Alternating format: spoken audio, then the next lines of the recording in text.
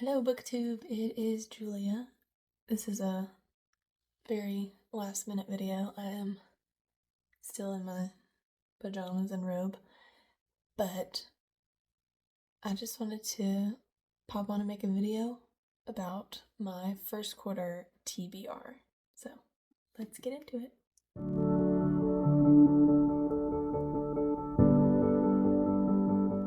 So I decided around Christmas that I wanted to do a reading journal for this year. And I got this for Christmas from a lovely family member. And it came with this bag of goodies. All sorts of goodies in here. Like pens and markers and these cute stickers that have Bible verses on them. This like different kinds of masking tape. Cute. I love it. I'm not much of a artistic, like visually artistic person. I've never been able to like draw or anything like that, but I decided it would be a good outlet for creative expression and to keep track of what I read without having to use technology, because one of my goals is to use less technology, and also to keep obviously keep track of like the lists of what I read, but also like summaries of what I read and ratings of what I read, so that I can have it and maybe one day my children can have it and they can know what their mother read. Or I mean, hopefully I'm still alive and I can just go back and look and say, oh, well, yeah, you're 13 years old. This book would be good for you to read, or you're 16 or whatever. Yeah, so I have a few entries in here and I can show you guys that. But the main thing is my TBR list. Now, I'm no artist, so don't judge me on my artistic work. I gotta say, it is the end of January, so I have 2 more months of this list, and I don't know if I'm gonna get all these read, which is fine, because I put a few more books on here than I knew I would read, just to have some extra in case, like, I didn't like one of them, and I DNF it, and I don't want to continue it. But, yeah, so I just want to talk about that, and I might try to, like, set this up so you can see it, and then I'll, like, voice over it. We'll see. So, yeah, let's talk about it. Scrapped the idea of actually showing you this page because I don't have a way to set my camera up to do that, so I think I'll just talk about the titles, maybe some of them, maybe not all of them, and I'll just pop the cover book, like the cover of the books. Oh my gosh, I can't talk. The cover of the books, I will pop them up right here so you can see what I'm talking about. Let me scoot over a little bit. There we go. Now I have more room over here to edit. Okay, so again, this is a quarterly TBR. It just works best for me.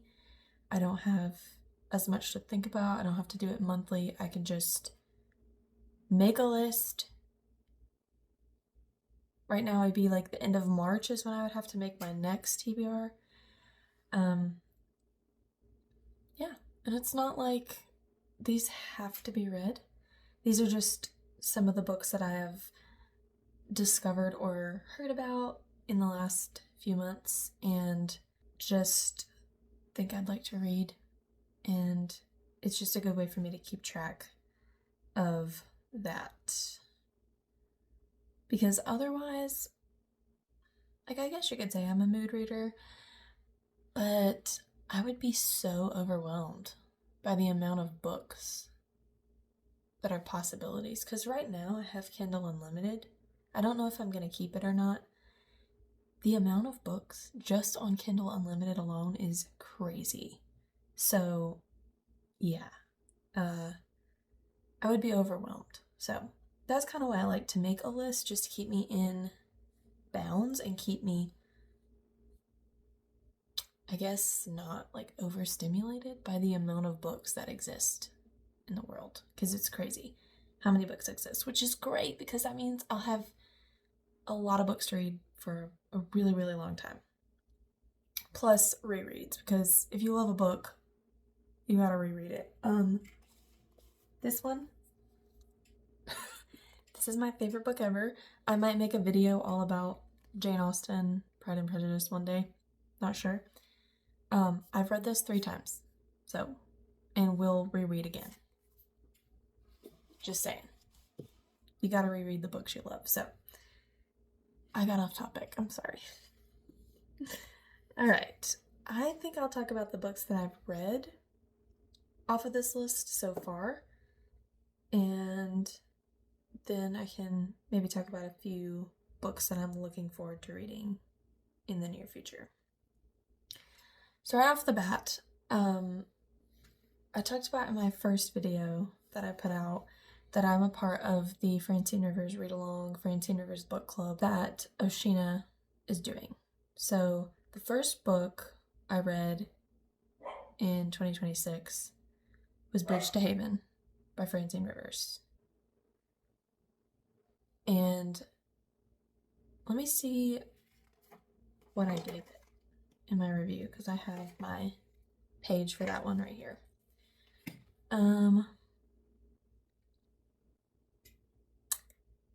So my rating system is out of 10, and I have 3 like subsets of that I add together to give me that score. It just makes sense in my brain, and it will make sense for me when I go back to this review like years later. I'm like, okay, do I want to reread this book? Then I can look and see. The first rating subset that I have, I don't know what to call that, is like the content rating. So language, spice, overall content. And that is on a scale of 1 to 3. I guess that's like kind of like a point system, and then the points all get added up at the end for the overall rating. I guess you could say that. So that is 1 to 3. And then Christian faith content is the second subset, and that is also 1 to 3. And then story enjoyment is 1 to 4. Now for the content rating, it's a little different than the other two. A 3 for content would be like squeaky clean, no language, no spice, nothing. A 1 would be like pretty bad content. Wouldn't want like my children reading that book one day.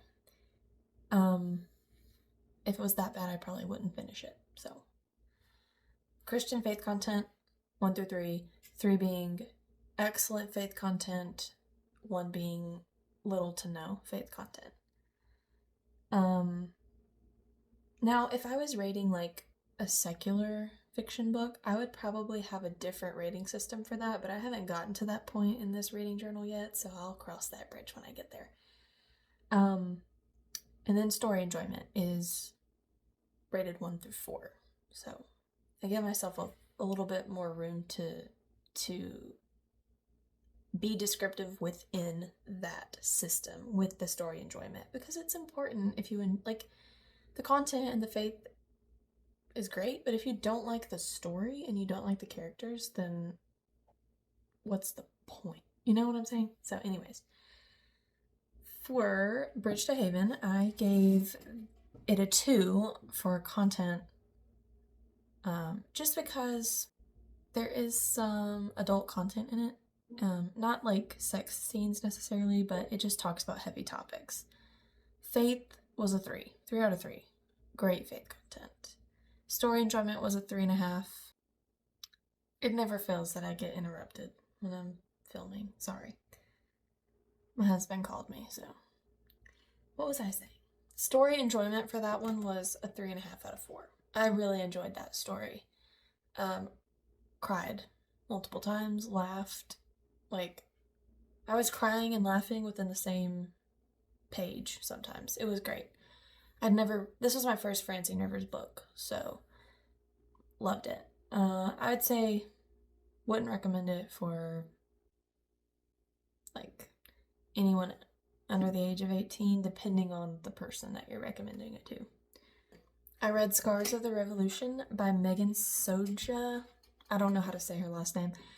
This was the third book in the Harbor of Spies series. And this was, I think she's a debut author, so this was like her debut series. Amazing. The first book is called Spark of the Revolution. The second book was called Secrets of the Revolution, if I'm not mistaken, and this one was Scars of the Revolution. And when I got to the end of that book, I saw that she was releasing a fourth book in the series. So I'm excited about that. I guess you can probably tell by the title that it's about the American Revolution. See what I did? There it is. There's my page for that. I always try to choose a sticker with the scripture on it that like fits the theme of the book. This one says, "Perhaps this is the moment for which you have been created." Esther 4:14, which I think fits. This one was a 9.5 out of 10 on my rating. 2.75 out of 3 for content. There is kisses. There's kisses in all 3 of the books. And there was a battle scene because this one, excuse me, my chair is making noise. This one takes place in the first few battles of the Revolution, of the American Revolution. So you get like a description of a battle, but it's not like super gory. You also get like descriptions of injuries and stuff, but again, not super detailed, but I guess it just depends on what kind of reader you are. Faith content, 3 out of 3. Excellent. Excellent. I won't say anything else, but great. You should read these books. They're amazing. And then story enjoyment was 3.75 out of 4. I thought some parts of it dragged a little bit, and some parts of it I was a little bit bored. But overall, it was great. The story I put in my written thoughts. The story swelled and fell in waves throughout, and very few parts felt boring. I quite enjoyed the various reveals and twists. Yeah, I love these books. Great books. Great books. Yes, I read Land of Silence by Tessa. I cannot say her name. Tessa Ashfar. I think that's how you say it. I could be wrong. This book, I'm trying to think. Maybe book lover Amanda did like a reading vlog of this book that I saw like pretty recently. Like for some reason YouTube just like put that. I'm not sure when she filmed that video, but this is a biblical fiction and it's about the woman with the issue of blood. And it was beautiful. It was beautiful. Let's see. It got a 9.5 out of 10 as well. I think it's the same exact ratings that I gave Scars of the Revolution. Content was 2.75 out of 3. Faith content was 3 out of 3. Like, especially the last half of the book. Oh my gosh, the faith content was so good. I cried. I sobbed. Story enjoyment was 3.75 out of 4. I thought the first half of the book, it was slow, but I think there was a reason for it. And when you read it, you'll understand. And so overall it was 9.5 out of 10. It was really good. It was beautiful. Yeah. So it ends with the Bible story that we know about the woman with the issue of blood. So beautiful. Beautiful story. I recommend that book a lot, especially if you're struggling with suffering in your life, which we all go through that. But if it's like prolonged suffering, this book, it'll get you. it'll get you right here. Very good. And then what I am currently reading right now is The Boone's Hollow duology by Kim Vogel Sawyer. I actually still have the first book with me. This was from my library. I was browsing the shelves at my local library, and I was looking, and I was like, at the spine, and I was like, there is no way that this book is in the library. It was. I was so excited. I've been wanting to read this book for so long. I'd heard several people talk about how much they loved this book. This was a 5-star book. I have not written like a journal entry for this book yet because I'm currently reading Return to Boone's Hollow, which is book number 2. And I just thought I would do like a whole page and do like a review overall of the duology. But this is the first book. Beautiful cover. Beautiful colors. And then I'll pop the image of the second book up on the screen. And I'm reading that one on Kindle Unlimited. So the first book isn't available on Kindle Unlimited. The second book is. So I'm reading that right now. I'm almost halfway through, I think. So I won't give my thoughts on that right now, but that's what I'm currently reading. So that would be 1, 2, 3, 4, 5 books. That seems like 2, 3, 4, 4.5. Oh, I forgot one. The Silent Governess by Julie Clausen. I read that one. I gave that one an 8.75 out of 10. 3 out of 3 for content, so it was squeaky clean. There might have been a kiss. I think there were kisses, yes. Faith content was 2 out of 3. It was very light faith content, but you could tell that it was there. I said Christ was present in themes of unconditional love, adoption, and forgiveness.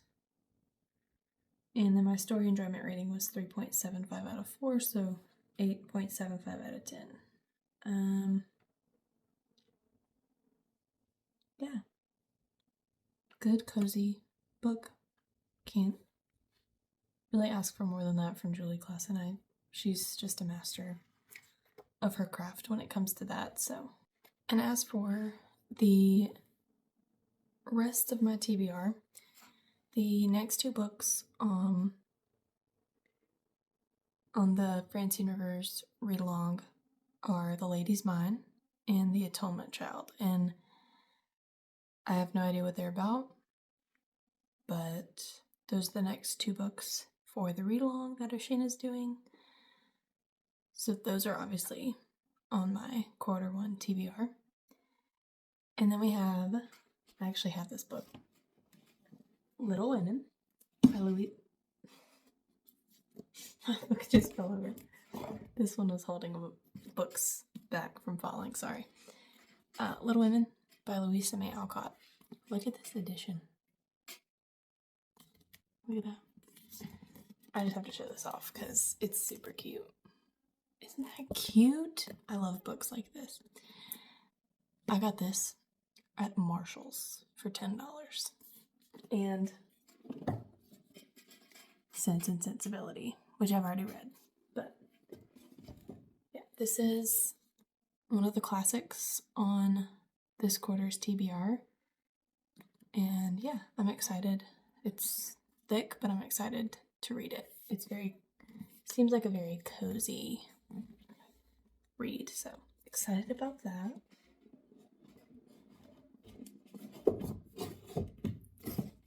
Sorry. And I guess I'll go with the next classic on my list. So I have 2 classics on this TBR. I'm going to try to at least include 1 classic in each quarter, but probably more than that, I would say. Is the next one I'm going to read is Emma by Jane Austen, which I'll have to get from my library. And I'm excited to read my 3rd Jane Austen book. So I'm making headway in reading her to 0. So that is a goal of mine. Maybe not for this year, but I want to read all of Jane Austen's books because I love her and I love her writing style. Let's see. We've got Seeking Persephone by Sarah M. Eden. I believe that's like a Beauty and the Beast retelling, sort of, so excited for that one. I just haven't been able to find it. I might end up just buying it on my Kindle. While the City Sleeps by Elizabeth Camden. I honestly forgot what that one's about, but I'll find the cover for it and put it up for you. The Lace Maker by Laura Franz. I think that's how you say her last name. I actually found that one at McKay's the last time I went. I almost bought it, but I didn't because not my library. Libby has it for like an ebook, so I can have that sent to my Kindle. So I thought I have access to it for free. Why not read it first and see if I even like it? And if I like it, then I can get a copy of it. And let's see. And then I have like a beginning of a series that's on Kindle Unlimited that I hope I can get to. Because like I said, I don't know if I'm going to keep my Kindle Unlimited subscription or not. I haven't made my mind up yet. That is A Duchess for the Duke by Sally Britton. And then that's a prequel, actually. And the first book in the series is Mr. Gardner and the Governess. So they're Regency historical romances, I believe.